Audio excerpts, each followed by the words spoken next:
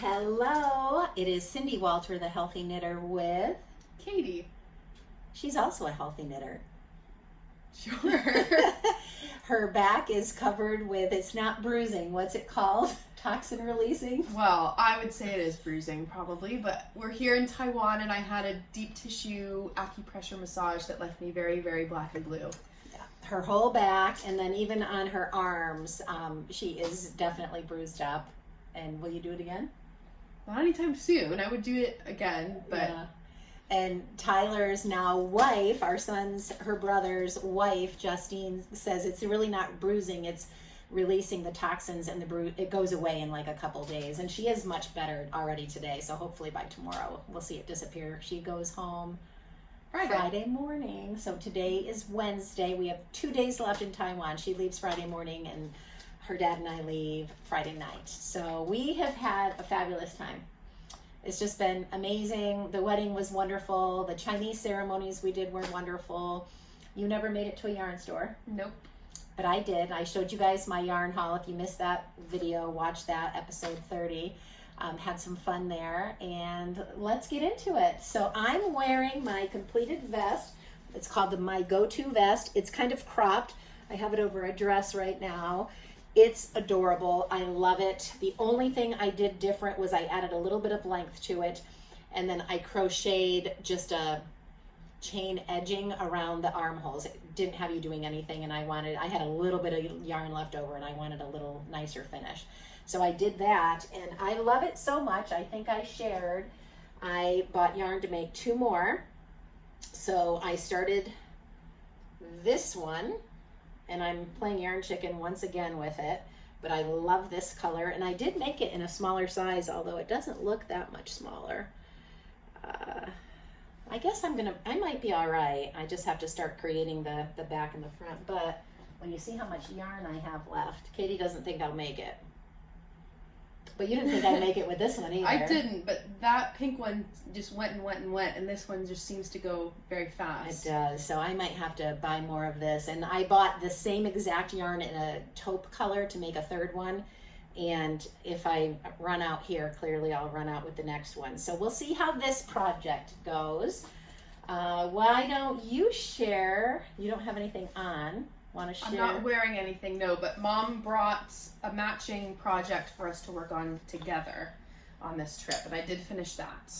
I know she's talked about Crochet Park before, but this was my first project, and now we each have one. And look how funny we have. Let's go closer so they can see. We have the same kit. Our gauges are so different. She's more of a tight knitter. I'm more of a loose knitter, and they look like 2 different bags. They look pretty different, and I think yours is going to fit quite a bit more, but I like the shape of yours, though. I really like the shape. I just spilled hot coffee on my lap. But that was fun. So I bought the kits, and we made them together, and it took you 1 day? It took me 2. 1 day, but we had a long train ride on that day. So 4 hours on the train, I worked on it, and then probably just a few more hours at the hotel. I thought you finished it up in the morning when you woke up early. 24 hours. Yeah, within 24 hours.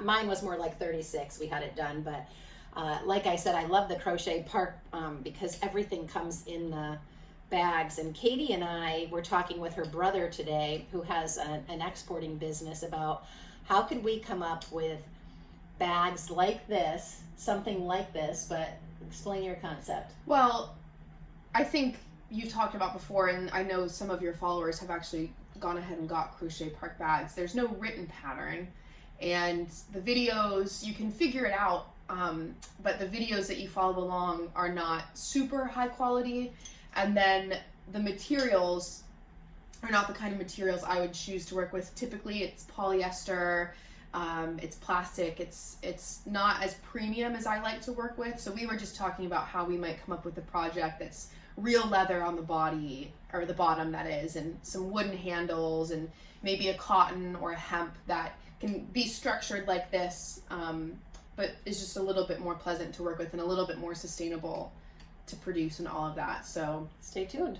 And then a written pattern maybe to go along with it as well. Yeah, I think the company must be based out of China, and the girls that are crocheting the bags, are speaking in Chinese, and then AI is translating it for us. So like Katie was getting frustrated because I didn't have written instructions for this particular bag. One of them I do. The first one I did, the one I made for you and the girls for Christmas, had a written instruction. This one did not. So we were watching the video on the train and it didn't make sense. So Katie's like, well, you've done this bag before. I made this as a gift for my daughter-in-law's mother. So she said, you figure it out and then just show me. So that's kind of what we did. But we thought if we could come up with something that was even higher quality. These are great. I love them. They've been so much fun. I've made several of them. But if we could come up with something higher quality, Katie's very all about things being sustainable. And then we could really give great instruction to make it easy for a beginner and then for someone that wants to make gifts. That could be a fun little thing for us to do. So stay tuned. We might start doing that, have a website, and make them available for you guys. All right, what else are you working on? And then I'm working on my first pair of socks in quite a long time. My friend Dasha got me this wool for my birthday a couple weeks ago. It's a West Yorkshire Spinners wool, and my mom's been making lots of socks, and she just thought it'd be a great travel project. So I'm doing her pattern that she's done many times, the vanilla sock pattern, and I'm just cruising along on my sock. And share with everyone, and go ahead and embarrass your mother, what you figured out following this pattern that I didn't figure out for the last 6 pairs that I've made. Well, I have been working on a vest that I'm actually very unhappy with. The entire thing is done in slip stockinette stitch, so it's knitting a stitch and then slipping your next stitch over and over again, and I'm not happy with how it's coming out, and it doesn't look very clean to me. It's a stitch I've just not been enjoying working with. Several reasons I think that project's been a flop, but I've been working in this stitch, and when I got to the heel of the sock, which is done in slip stockinette stitch as well, I was asking my mom how she handles the counting of that stitch, because it's a little bit different than a normal stockinette stitch and how you count your rows, and she had no idea what I was talking about. She said, you're not slipping anything, you're knitting across, you're purling across. And I thought I maybe was wrong, but I think I got it right in the end. Yeah, she was right. So what I was doing when I created my heel flap was I was slipping the end stitch and then knitting all across, and then slipping the purl stitch and purling all across to create that. And I misread it. And when she shared that with me, I'm like, oh my gosh, I've probably made 6 pairs. So my heels, the only thing that'll be different is my heels that I've made on my prior socks won't be near as thick and sturdy. This pattern is thicker and sturdier, but I see what she meant, and I really did like it. So of course I did it right, and I implemented what she is doing. So I'm making a pair as well, and this will be probably my go home project. I'm going to get it to the point where on both of them I'm just working on the foot and then the toe on the way home. So I want to get my heel flap gusset all done, my decreases on this one, then I'm going to go to my other one, and then I'll be ready to work on those for the ride home. How about yourself? Yeah, I think... Did you start your other sock? I haven't started my second sock. Yeah, so I'll have another one to go, and it looks so clean on the heel flap, the slip stockinette stitch, which is surprising to me because, like I said, on the vest that I've been doing, it looks really sloppy. I think it might be an issue of the wool I'm using for that is very, very thin, and the pattern calls for a surprisingly large needle size, so I think it just is sloppy looking because of that. I don't know if I should give it another go, if I should just frog it and give that project another go, but I'm surprised at how clean that heel flap looks. It's beautiful. I can show you up close. It's really beautiful. Hopefully you can see that. Yeah, and it just creates a bit thicker. Yeah, sturdier heel. So yeah. Probably my first ones, I'll have to repair heels at some point, and I'll definitely do this. So, you know, I've done it before. It's just easy to misread a pattern. It said, let's see, where was that? Right here? Yeah, slip 1 purlwise with yarn in back, knit 1, and then it had an asterisk, repeat across row. So you're supposed to slip 1 purlwise, knit 1, slip 1 purlwise, knit 1, and I did not repeat across the row. I just slipped and then I knit.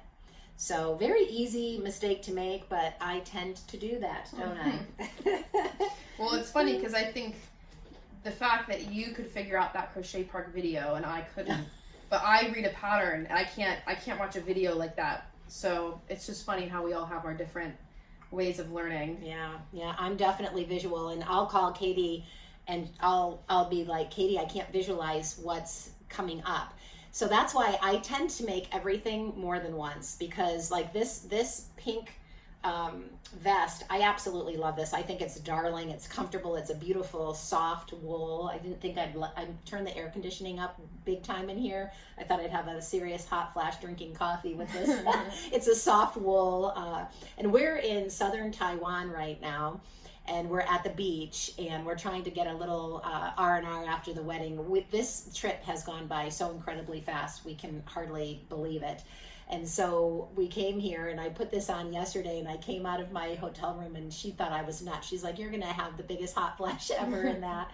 I did okay. I got a little warm at the restaurant. Surprisingly, she did fine. We went to an Aboriginal restaurant for dinner where we had a pot of soup cooking in the center of the table, and steam was coming off of it. I was so hot in a cotton t-shirt. I thought she was going to die. Yeah. But we've had a great time. We've done so many things. We've hiked, we've biked, well, you didn't bike, but we've hiked, we've gone all over. And the wedding week, we hosted 40 people, friends and family from the US, and every day we had something planned for them. And we rented buses, and we shuttled them all over the island. We took them shopping, golfing, to a professional basketball game. We did massages. We made pineapple cakes. We did tea tasting. We did everything. So there was not much knitting happening in that first week, at least for me. Yeah. It felt like even when we were sat on the bus, you had to socialize with a million people, and it was just nonstop. Yeah. I got most of my knitting done before she got here, and then it wasn't until after the wedding that we started knitting together. Mm-hmm. As a matter of fact, I'm like, we've got to start these bags, Katie. And so when we got on the train, we were so excited. We sat next to each other and we got started on these, and it just went too fast, though. I should have got us bigger bags. Well, as much as I love the finished product when I crochet, I just do not enjoy the process nearly as much. So when I start something like that, I'm very eager to get it done. For whatever reason, I just can't enjoy crochet quite as much. So maybe our new bag business needs to be a little crochet and a lot of knitting. Maybe. We can find sturdy knitted bags that we can make for sure. Have you ever knit a bag? I used to felt them. Remember? Oh, that's right. When you guys were little, I felted bags for all of you, and I felted some for me. So yeah, I've done. It's been a long time, but our wheels are turning. We've talked about doing some kind of a business together around yarn and knitting for a long time, and I had said something to Tyler when I found these bags originally. Tyler, you need to help me with this, because I knew they were coming from China, and I knew he could probably find something for me with all the resources he has and all of his connections. And then today over breakfast we started chatting about it, and my wheels haven't stopped turning since then. She's got a name for a business, so it could be a lot of fun.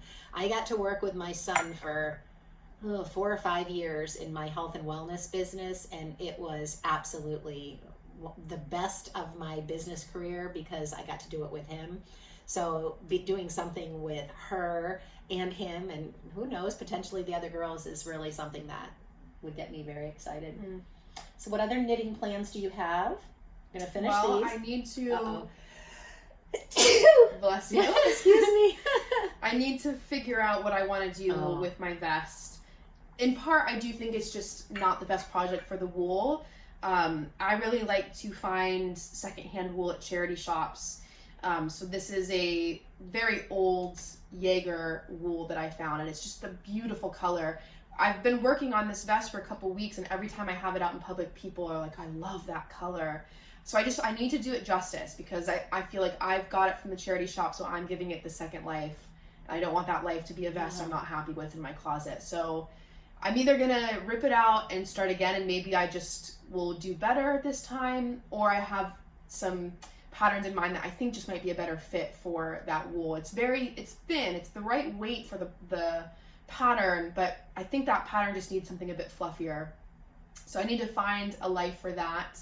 And then, wow, my stash actually exploded before this trip. I had a couple big hauls from charity shops. I found a Shetland wool mitten kit that was pure wool. Someone had started the ribbed edge of the mitten and then gave it up, and that was like 8 pounds, I think. Will I make mittens? I don't know. There's enough that I could do something else, and it's just beautiful wool, so I've got that to do something with. I bought a few skeins of a beautiful West Yorkshire Spinners wool that you have some of as well. The Fable, I think is what it's called. And I've done nothing with it. And I didn't buy enough for the project I want to do because it's going to be a long-term project. I want to do the Dagmar. It's by Petite Knit. It's a cable, very intricate cable pattern, quarter zip. She has it written that you can do a cardigan, a quarter zip, or just a jumper, I believe. But I want to do the quarter zip, and I didn't want to buy 200 pounds of wool at once. So I'm going to run the risk of the whole lot issue. I've never had issue with wool being too different between lots. So I bought 3 skeins. I figure I'll start that. I've also never done a cable of any kind. Cables are so fun and addicting. Once you start, you just, So that's going to be kind of an ongoing one, but I am eager to start that, although it's definitely not the season for that. Yeah. But I'm eager to start it, and then I have wool to do a very, very cute like baby tee, fitted pink baby tee for myself. It's a pattern by Wool and Beyond that I started it and I loved it, but it's a advanced pattern, I would say, and I just thought I could do a little bit of a cleaner job around the arm. It's very, very intricate how she builds the arm for that one. So I'm going to give that another go. That's going to be appropriate, I think, season-wise to start when I get back. Yeah, I have to finish my sweater, the cardigan I was working on, that I had the twisted little issue at the top, which I think is going to be fine, and I'm steeking this cardigan, so I'll finish that when I get home. It is getting very warm here, so today we got sunburnt. You probably can't tell. I have a new Formosa hat that doesn't fit quite properly. I'm a large person in this country. I came last year looking for shoes, and I have a size 11 wide, and they're so petite here. No one had shoes that would fit me. I would have had to buy men's shoes to get something to fit me here. So I buy this hat thinking, I'd never even thought anything. I just bought a hat, and it doesn't fit great. So I'm really having to mess with it, and it starts sliding up, and it's just not a great fit, probably because my head's bigger than most people. And on the hat topic, Wool and Beyond has a pattern for a knitted ball cap. Have you ever seen it? I can't conceptualize in my mind how exactly that works, but it is so cute. So that is also a pattern I have in the back of my mind that maybe for summertime. It's so cute, so I might have to do that one too. Yeah, there's so many things I want to do. I still have to use up that Fable yarn. I still haven't done anything with my Icelandic wool that I bought. Well, maybe we can both make the Dagmar with our Fable yarn. We can match different colors. Mine is like a evergreen, and mine's kind of a khaki beige color, gorgeous. I don't know that I'd have enough either. I know I'm really wanting to try a Sari Nordlund pattern. She has such beautiful, beautiful sweaters. But now I know we're getting ready to move into warmer weather. So I'm going to be leaving here, getting sunburnt, and going home to more winter in Ohio. So I can still probably bust out a sweater, or some cold things. But then I want to work on some short sleeve things. I want to switch out gears and do some cotton, do some short sleeve things. Katie's issue with the sweater she's going to be frogging, I had with that coral one that I made, and the color was gorgeous. I really like the yarn, but the knitting of it with the size needle I had and the pattern I used made it look holy and not just a nice clean. It looked very, very handmade. Yeah. Instead of having it be like, my gosh, this is so gorgeous, you'd never know it was handmade.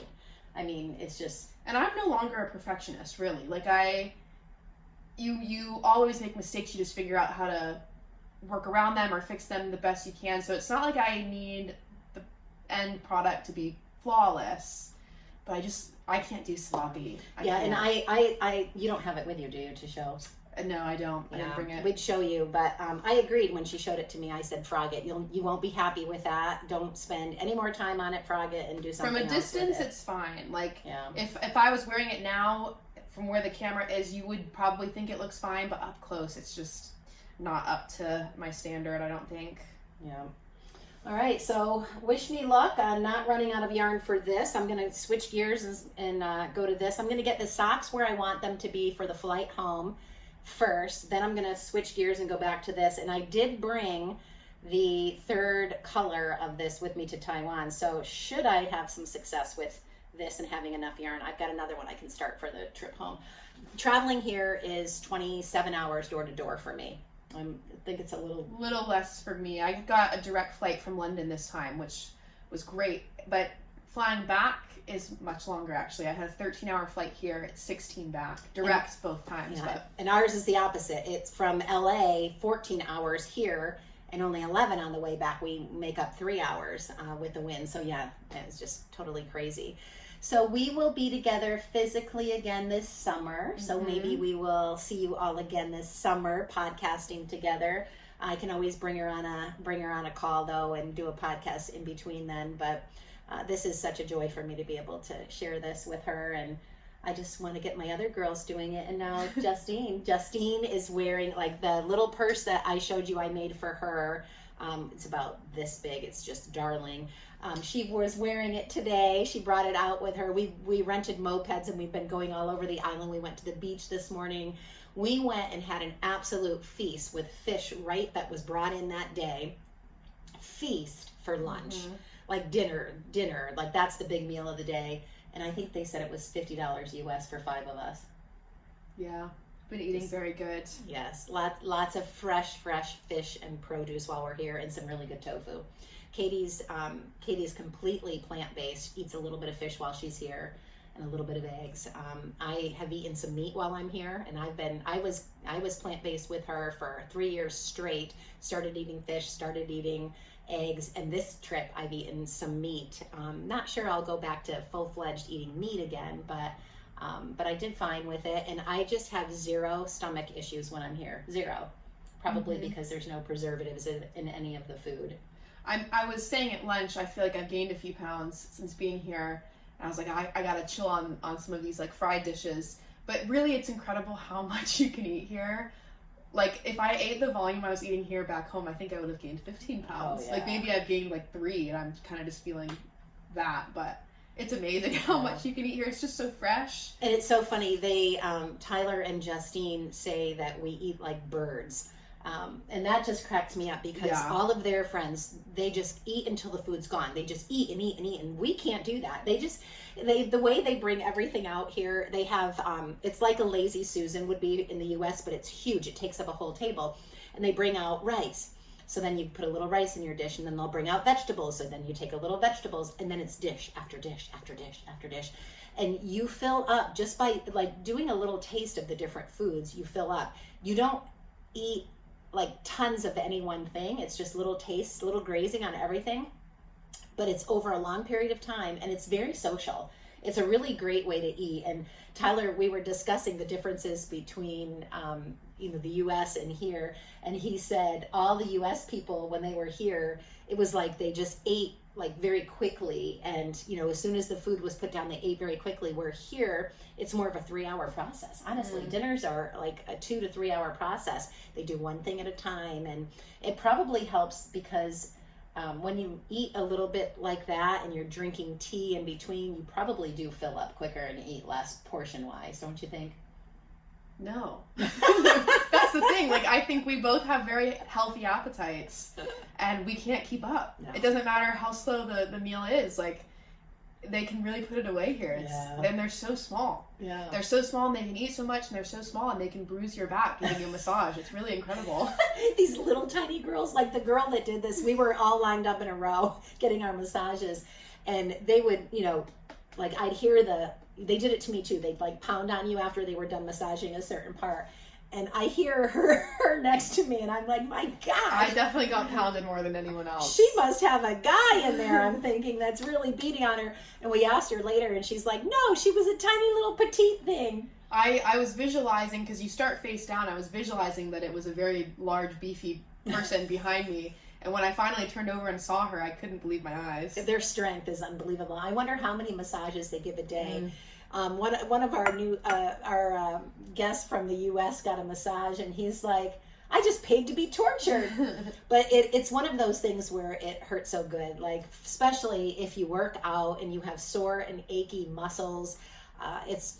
You feel really good after, but during, we talked about, we were all so tired from the wedding and the wedding week. We were like, oh, we just want to get a massage and fall asleep. There is no way anyone could fall asleep during one of those massages. No way. But I will say, even in the midst of what it was, you would feel big bubbles of tension popping, she'd work really intensely right here, and it would hurt really bad, and then when she moved down my back, suddenly there's pops here, and it's releasing. So I enjoyed it, and we joke I would do it again, but yeah, I wanted to go. They they're inexpensive also, so I think $40 to $50 max, and it's an hour and a half to 2 hour experience.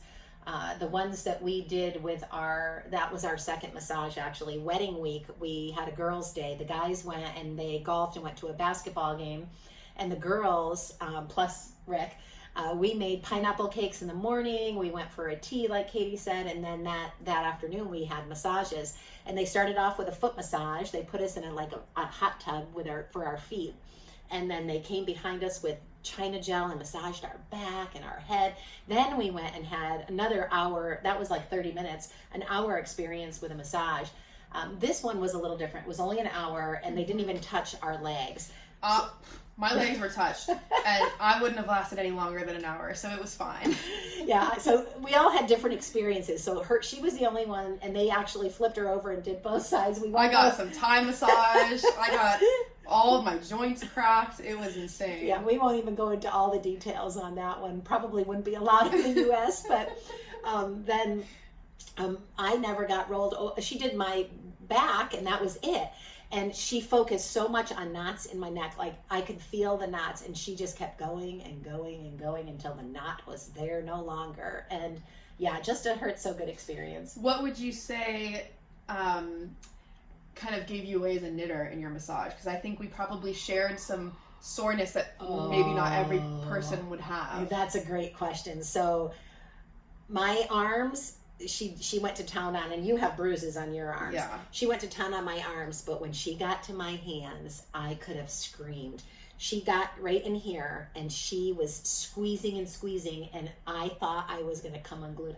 You're not supposed to hold your breath during a massage, and I'd be holding my breath. It hurt so bad. So yeah, I think that's where, right in here, both hands. For me, it was, she got in here and here on my forearm, which, down into my wrist hurt so bad. It's still a little bit tender there. And we had just gotten off the train where we had crocheted for 4 hours. And the other thing I'll say about these bags, you're working with, it's a very not typical yarn. It's kind of this unfinished polyester. Yeah, we have some of it right here. It's a little bit tricky to work with. Your hook, you have to really use your hook to catch this properly.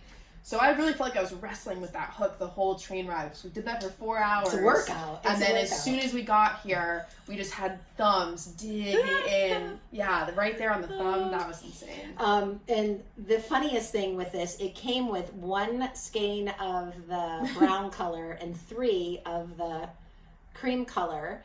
And I used all of mine with just a tiny bit left. Katie has a whole skein left. A skein and then some. I didn't even finish 2. I have my extra from 2 wrapped around.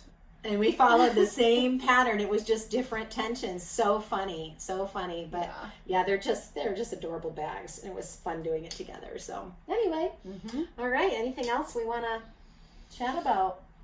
I don't think so. We're going to a night market tonight. It's our last night here. We're going to be leaving here tomorrow. We're hoping it's nice in the morning and maybe get a little more beach time, a little more sunshine before we head home. I think we're taking a 1 o'clock train tomorrow, but tonight we're going to a night market and we're going to do a little shopping and hopefully getting some trinkets. We should look for a yarn shop, but I don't think there is one here. Yeah, it's so hot and humid on this part of the island that I don't think it exists. Most of the yarn shops were in Taipei, and the one I found was really, really great. But they didn't have, like, I wanted to bring home some stitch markers. They didn't have any of that. And their yarn wasn't from Taiwan. It was really from all over the place. Peru, all over the place. So anyway, well, happy knitting. Thank you for being with us. Wow, we made it 30 minutes on a podcast. I usually am like 15 to 20 minutes. Well, we can yap. And we drank our coffee and we didn't die of a hot flash. My company just released a new hormonal product today. It's called Harmonia, and I will be going home and starting that because I'm through menopause, but my hot flashes came back while we were on this trip. Is it to treat hot flashes? Is that what it's for? It treats lots of things. All naturally. There's no estrogen in it, but it will mimic the effects of what estrogen can do to help with hot flashes, night sweats, sleep. We're hearing people that I didn't get to test this one. Often I do, and I didn't get to test this one. But I have some friends that have been trialing it for 30 days and they're like, we're sleeping better. If it just helps me with the one thing of sleeping better, I'll be thrilled. But if it can help with the hot flashes, that's miserable. These guys laugh at me, but I'll just be doing nothing. And all of a sudden my face gets bright red and I started dripping sweat at the wedding, which it was warm that day. It was, but when I saw the state of her face, I had to drag her to the bathroom. I'm like, my new daughter-in-law, we call her daughter-in-law, Justine, her stepmom was introducing me to 2 of her clients. So these were like big time clients and I'm meeting them. They speak great English. They got married in a Catholic church and this couple was Catholic, so they were all excited. We're talking and I can feel the heat bubbling up my body, and all of a sudden sweat starts beating off my face. So I'm trying to be discreet, wiping it. And Katie was next to me with her sisters talking. And my husband came over to meet them, and I slowly snuck out of the conversation. I'm like, Katie, you have to help me. Look at my face. And she's like, oh, we got tissues and tried to clean up. Oh my gosh. So yes, I'm hoping this new product can help with that.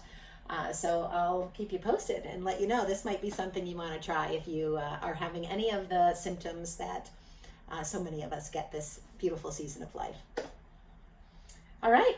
I think that's it.